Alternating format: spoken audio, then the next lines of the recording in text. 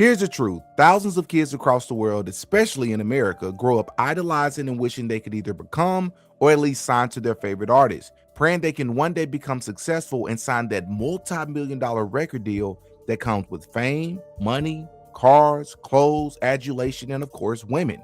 But what if I told you that it's all a lie? What if I told you that record labels know this exact thing is what many desire so badly, and they use it to their advantage to manipulate the artist, deceive the public, and profit off the very things that will destroy that same artist's life and community? And that is exactly what happened with Pooh Shiesty, the 26-year-old rapper out of Memphis, Tennessee, who can now be seen on camera and video footage that was leaked as of yesterday, on purpose, by the way. That was very strategic. Both robbing and forcing his 1017 record label CEO Gucci Mane at gunpoint to release him from his contract. Now, many people are trying to determine why or how someone could be so stupid to do something like this, especially on camera. Did he do it because he just wanted to be signed to someone else? Did he do it because Gucci Mane didn't do right by Pooh Shiesty's now deceased cousin, who was also once signed to 1017? Or did he do it because Gucci Mane owed him money and Pooh Shiesty, coming from the streets, didn't really know another way to go about handling this? Well, in today's episode, I'm going to tell you exactly why I believe he did it,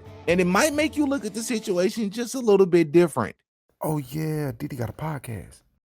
Welcome back to another episode of Diddy Got a Podcast. Of course, I'm your host, Diddy. I appreciate you all for being here. As always, please hit the like button on your way in. It's free to hit the like button, and it will help push the video into the algorithm, which will help me and help this video go a long ways. I really appreciate it. We will be running a flash sale this upcoming weekend in honorance of the 4th of July, right? If you are interested in supporting the work any other way, this is a way to do it. Please check out the link in the description to the merch store. In today's video, we will be discussing Pooh Shiesty, who once again can be seen on camera robbing his own CEO label mate Gucci Mane at gunpoint, forcing him to release him from his contract. Shit, oh shit. You dropping this done deal. Bro, let them know It's a you done going deal. on, bro. Bro, it's a done deal. Let them know you dropping me, I bro. drop you. No, say it. Pooh Nigga. Shiesty dropped from 1017. Shout out to real nigga. Ain't never did no police shit or none of that, bro. Tell them what's going on. Bro, we just did that. That's done. What you do? You dropped. You said you want to be dropped. You dropped. You Scrub signed the in. paper I and signed the paper. It's everything. done. Now, I'm going to tell you in today's episode, in my opinion, I think I'm going to prove to you in today's episode why it is that I believe that Pooh Shiesty did this. Many people say that this was stupid. I would agree. It's one of the most stupid things I've ever seen on camera, especially in the music industry.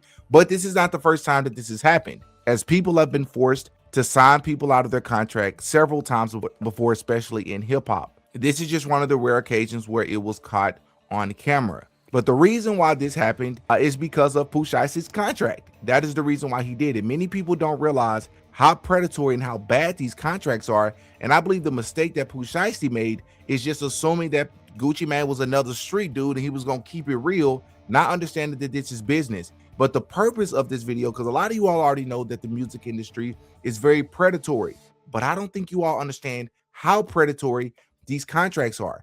And for those of you that don't know, Pooh Shiesty just served 3 years in the penitentiary. And I believe what happened is a couple of things. I believe that he had more time than he's ever had to actually read through his contract.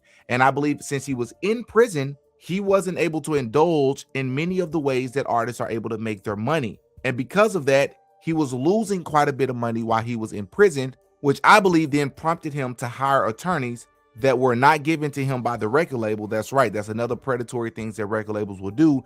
They will also provide the artist their attorney, which is a conflict of interest for obvious reasons. I believe Pooh Shiesty went and got separate attorneys. They looked over this contract, and Pooh Shiesty was shocked at the splits that unfortunately he decided to sign over to Gucci Mane and the record label. So in today's video, what I'm going to do is I'm going to give you a step-by-step breakdown of what the typical record deal actually looks like, so that you can understand that it's way worse than you think. And I believe I will prove in this video that this is what actually happened, because we're going to actually read the details of the new contract that Gucci Mane was forced to sign in this video footage. But for those of you that don't know who Pooh Shiesty is or what the situation entails that I'm speaking about, federal prosecutors alleged that on January 10, 2026, Pooh Shiesty lured Gucci Mane and 2 other music industry associates to a recording studio in Dallas, Texas, under the pretense of discussing a dispute over Shiesty's contract with Gucci Mane's 1017 Records label. Authorities say that once inside the studio, Shiesty and 8 co-defendants carried out an armed takeover, separating Gucci Mane from the others. Prosecutors allege that Shiesty pointed an AK-style firearm at Gucci Mane and forced him to sign paperwork releasing him from his recording contract, while the other victims were allegedly robbed of cash, jewelry, and luxury watches. One of the victims was allegedly a retired law enforcement officer working as security for Gucci that day. Investigators also claim one victim was choked, nearly unconscious during the incident. Big 30, who was a friend of Pooh Shiesty and also a rapper himself, and several other co-defendants were also charged in the case. Importantly, prosecutors say Pooh Shiesty was on home confinement, aka house arrest, at the time due to a prior federal firearms conviction, meaning he was prohibited from committing new crimes or possessing firearms. He and his co-defendants were arrested in early April 2026 and have pleaded not guilty to the charges. Now, this is where I'm going to give you a breakdown of what I believe that Pooh Shiesty found out only after he was incarcerated.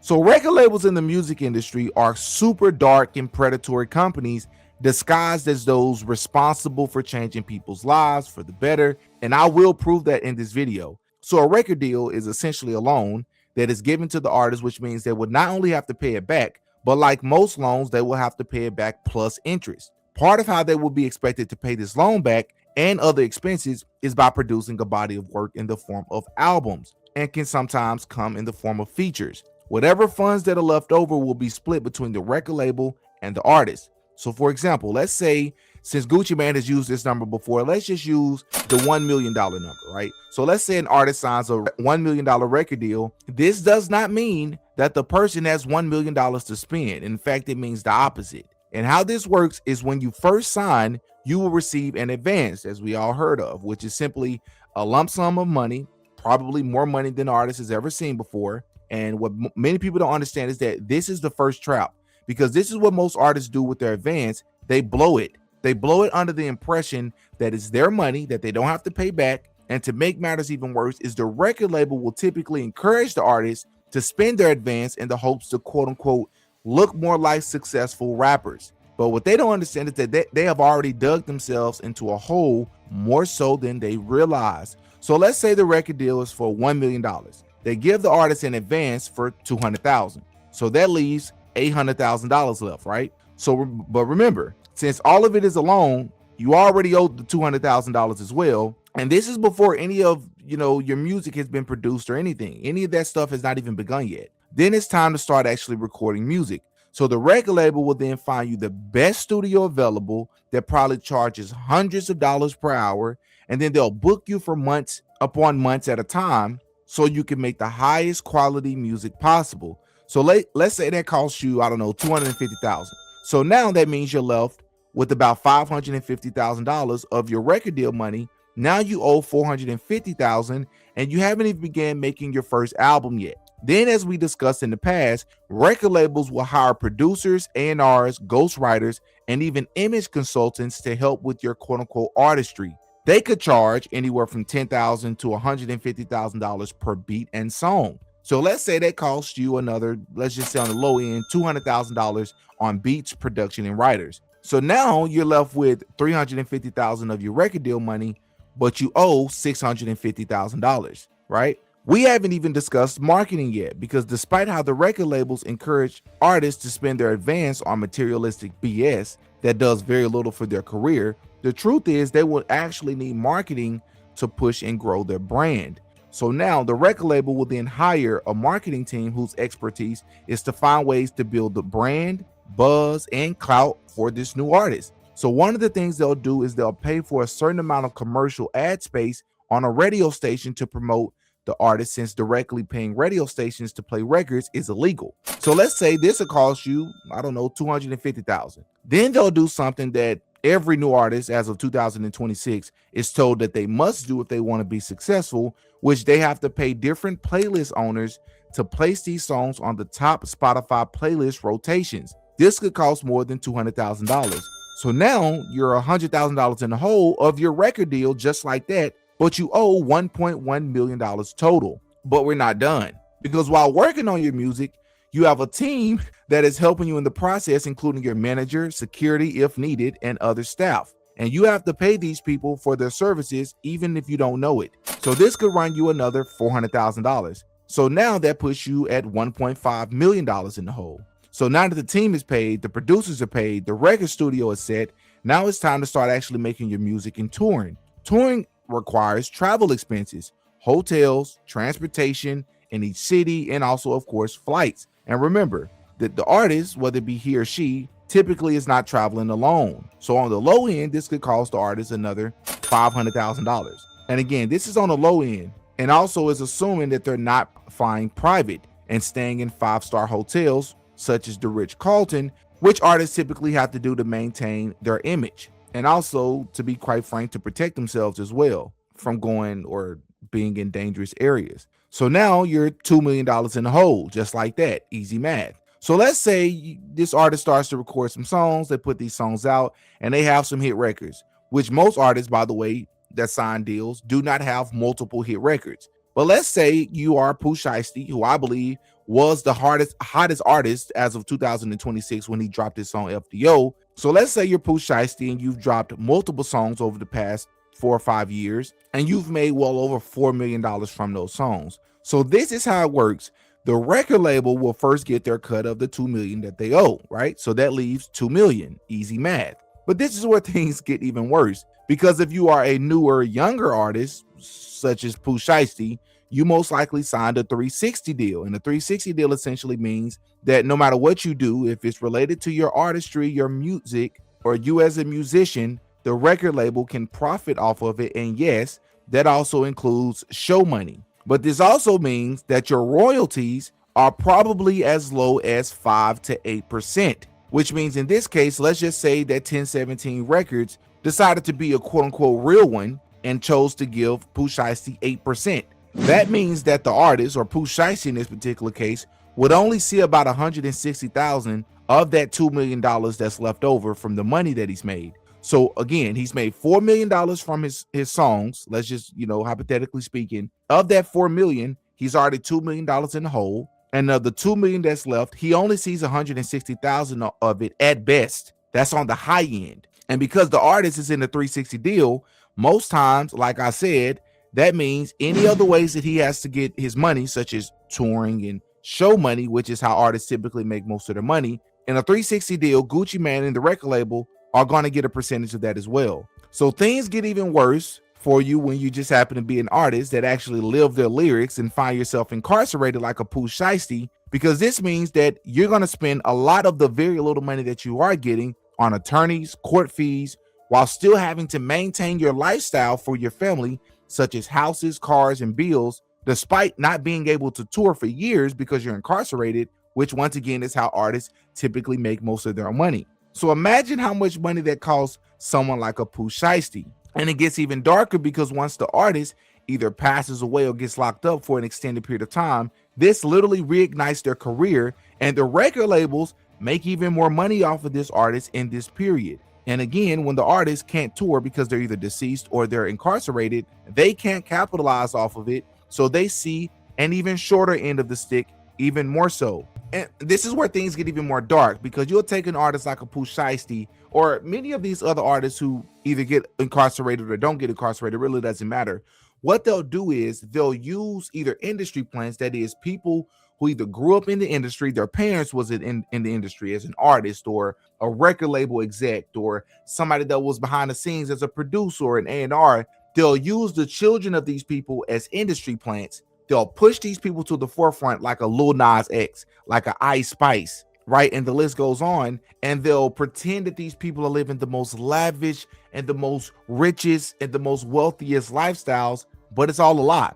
But they do this in the form of industry plants because industry plants are easier to control, but they do this to attract other gullible, young, impressionable minds, young people who are actually talented and can actually make it somewhere, but they join the industry, sign these contracts under the false pretense that I'm going to live like this singer or this rapper, not knowing that the fine print of these contracts are quite literally slave contracts. And when you take a person like Pooh Shiesty, who quote unquote from the streets, and expected somebody like a Gucci to keep it real, he was in for a rude awakening when he actually read over that contract while he was incarcerated. And the reason why I can state that I believe this unequivocally without a shadow of a doubt is because when you actually read the details of the new contract, it tells me all I need to know. It says here are the new things or the new terms that Pooh Shiesty demanded from Mr. Gucci Mane. Number 1, full ownership. Pooh Shiesty owns 100% of his music